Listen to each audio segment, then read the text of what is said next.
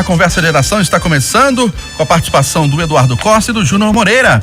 A Rita Mundim e o Luiz Flávio Sapori estão de férias e por isso não estão participando dessas edições da conversa de redação, mas já voltam aqui. Você, ouvinte de Itatiaia, também pode participar, pode opinar pelo WhatsApp do jornalismo, 99996-7074, 99996-7074. Você manda pra gente aquela mensagem de texto com a sua opinião e não se esqueça de colocar o nome e o bairro ou a cidade de onde você está falando.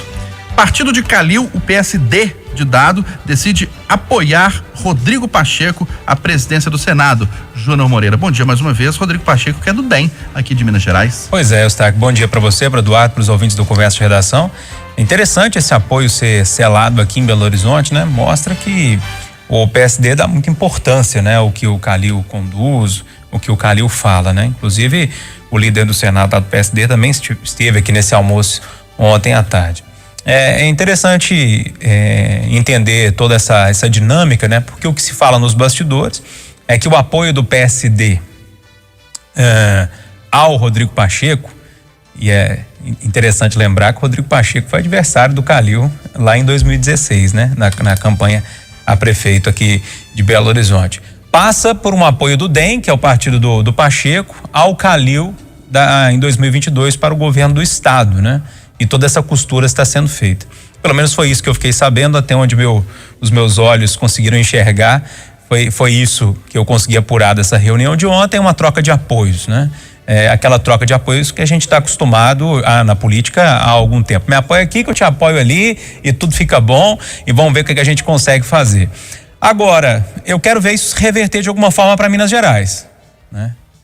Eu não vejo nada que possa reverter para Minas Gerais dessa forma. Tomara que reverta de alguma forma em apoio para Minas Gerais, mas até então, repito, talvez o Eduardo possa ter algum outro tipo de informação ou alguma visão diferente de mim, mas até onde que eu consigo enxergar troca de apoios comuns da política. E o Rodrigo Pacheco foi adversário do Carlos Viana em 2018 na disputa pelo Senado. Os dois disputaram voto a voto e os dois foram eleitos desbancando a Dilma Rousseff naquele ano. Ô Eduardo Costa, será que teremos novamente um presidente de uma casa legislativa? O último presidente da Câmara dos Deputados foi Aécio Neves no início dos anos 2000 e do Senado na década de 70. Bom dia para você. Bom dia para todo mundo. É o seguinte, meu caro Eustáquio, todo mundo sabe da falta de paciência que eu tenho para os conchavos políticos. Eu explicito isso aqui com muita frequência, mas todo mundo sabe, e eu repito isso com muita frequência, para mim isso é claro, eu acho que é para todo mundo, sem política não há vida em comunidade, a política que decide tudo. Não adianta eu não gosto de política, eu não voto em ninguém, você vai depender da política. E para mim o que aconteceu ontem em Belo Horizonte foi de suma importância. Tem um personagem nessa história que não está aparecendo, mas que foi quem construiu, quem alinhavou, quem costurou o apoio, porque é o que tem contato com todos os lados, que é delegado de polícia, já aposentado, ex-dirigente do DNR, DENIT, é suplente do senador Anastasia, que é o Alexandre Silveira. Eustáquio, o trem vai muito longe. Por exemplo, envolve o DEM e o PSD juntos daqui a 2 anos para o governo do estado. Então Calil candidato? Talvez, porque tem o Viana, que também é senador, que também é PSD, que também quer. Mas de qualquer sorte, o Rodrigo, que seria o natural candidato do DEM, sai do páreo. E o DEM apoia o PSD. E o que pode acontecer com a Anastasia, que também participou do acordo? Todos nós sabemos que a Anastasia tem muito mais preferência pela academia, né, pela universidade e pelos tribunais, pelas leis. E tem uma vaga no Tribunal de Contas da União, já falam nela para a Anastasia, que abriria um mandato aí de 1 ano e meio, 2 anos para o Alexandre, que está costurando o acordo. Mas e o Rodrigo, presidente do Senado, fica longe das pretensões de ser governador? Muito provavelmente. Ele fica, inclusive, cotado para, quem sabe, compor como vice-presidente lá na frente, como representante do DEM numa outra chapa. Ele fica muito forte. Agora, o que me interessa nessa conversa toda é o protagonismo de Minas Gerais.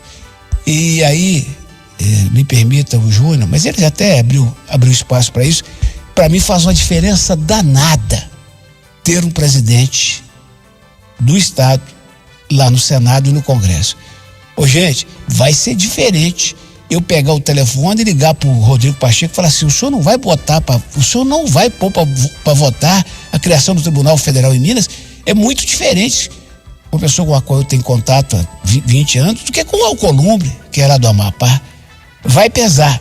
E outra coisa, o Rodrigo tem muitas chances, viu? Parece que não, porque não, ele tem o apoio do presidente da casa, isso conta demais. Ele é tido como moderado, um cara competente. Ele ganhou muita importância no Congresso no outro mandato dele de deputado, quando ele presidiu a Comissão de Constituição e Justiça. Muito moderado, cumpridor dos compromissos, e ele não tem rejeição, nem do lado direito, nem do lado esquerdo, nem do Bolsonaro, nem do Zema e nem do Calil. Veja só. Então, eu estou considerando que esse é o jogo, queira Deus que ele chegue à presidência do Senado, que pelo menos nós vamos ter com quem cobrar. Eu vou repetir: metrô, anel, 381 e tribunal. Coisas fáceis, não, Eduardo? Eduardo é muito otimista. Eu nasci para ser otimista. Eu gosto de ouvir o Eduardo. Olha só, o presidente Jair Bolsonaro volta a causar polêmica ao falar sobre pandemia, economia e os jornalistas. Vamos ouvir. Chefe, o Brasil tá quebrado, chefe. Eu não consigo fazer nada. O senhor passou por nada. Eu queria mexer na tabela de imposto de renda. Esse vírus potencializado pela mídia que nós temos, essa mídia sem caráter que nós temos. O Brasil tinha mais ações trabalhistas que o mundo todo junto. Vá ser patrão num país desse. Ser patrão é uma desgraça. Então é um país difícil de trabalhar. Quando fala em desemprego, né? É alto por vários motivos. Uma formação do brasileiro. Uma parte considerável não está preparado para fazer quase nada. Nós importamos muito serviço. Olha, para o cientista político e professor da Universidade Mackenzie, Rodrigo Prando, a falta de liderança é um dos principais problemas do presidente. Vamos ouvir.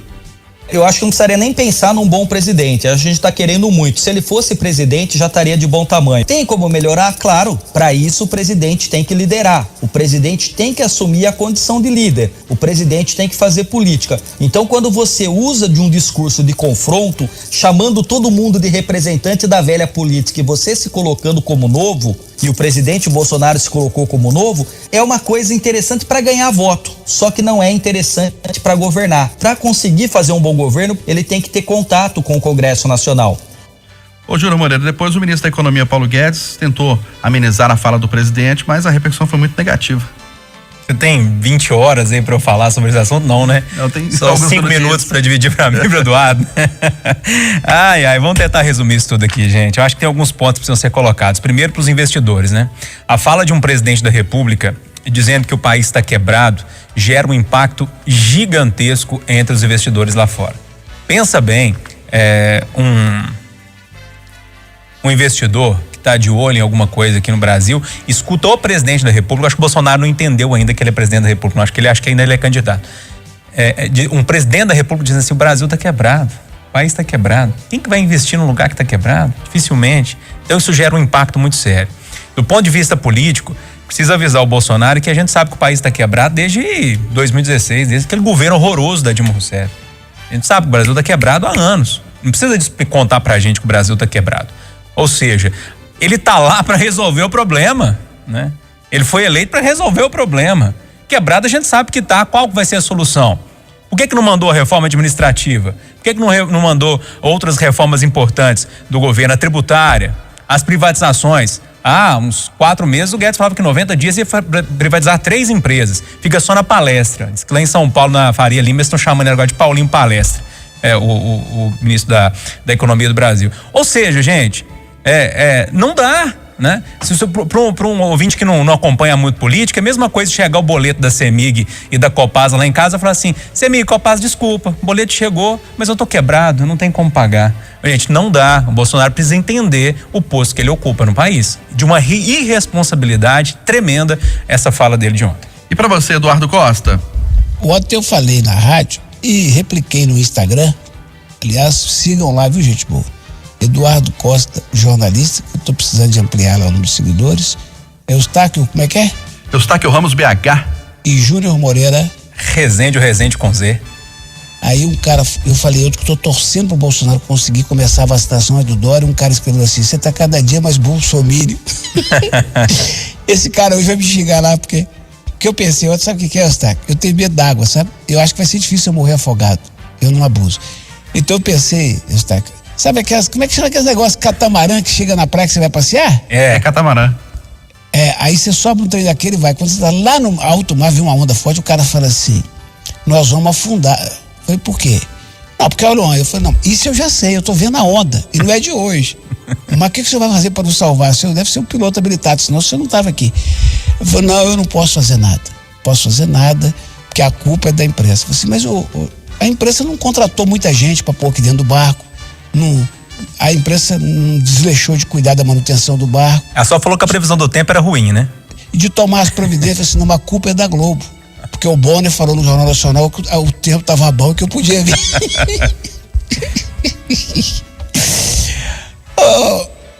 Ô, Staco. Sim. Posso falar uma palavra portuguesa mal falada? Claro, Eduardo. Aqui tem liberdade poética. Despedindo do amigo, agradecendo a participação hoje e dando a minha opinião sincera sobre a fala do presidente, as muitas falas que a Dilma fazia, aqueles rolos do Temer no jardim do palácio, aquela roubalheira descarada do Lula e tanta coisa mais. País vacaiado, Sostaco. Começa com V, então, essa palavra, né, Eduardo? Como é que é? Essa palavra começa com V, vacaiado. É com V. É vacaiado. É igual quando meu pai ia falar assombrações. Não falava assombração. Menino, parece que você tá vendo assombração. É isso. É igual minha mãe, quando tem a palavra ojeiriza, né? Ela não falava que estava, ela falava que estava ingirizada. Giriza. Sem falar que minha mãe, quando ele estava na cozinha, cozinha no lugar de menina, ela falou assim, sai daqui, você tá me empaiando. E quando você jogava, agora não vou resistir, quando a gente jogava aquele negocinho, lá em Passatempo chamava dedanha, não sei como é que vocês jogavam, o que tinha dar o nome, né? Aí tinha o nome da fruta, era abacate e abacaxi também. Um abraço pra você. Um abraço. 8h59 em Belo Horizonte, final do Jornal da Itatiaia, primeira edição desta quarta-feira.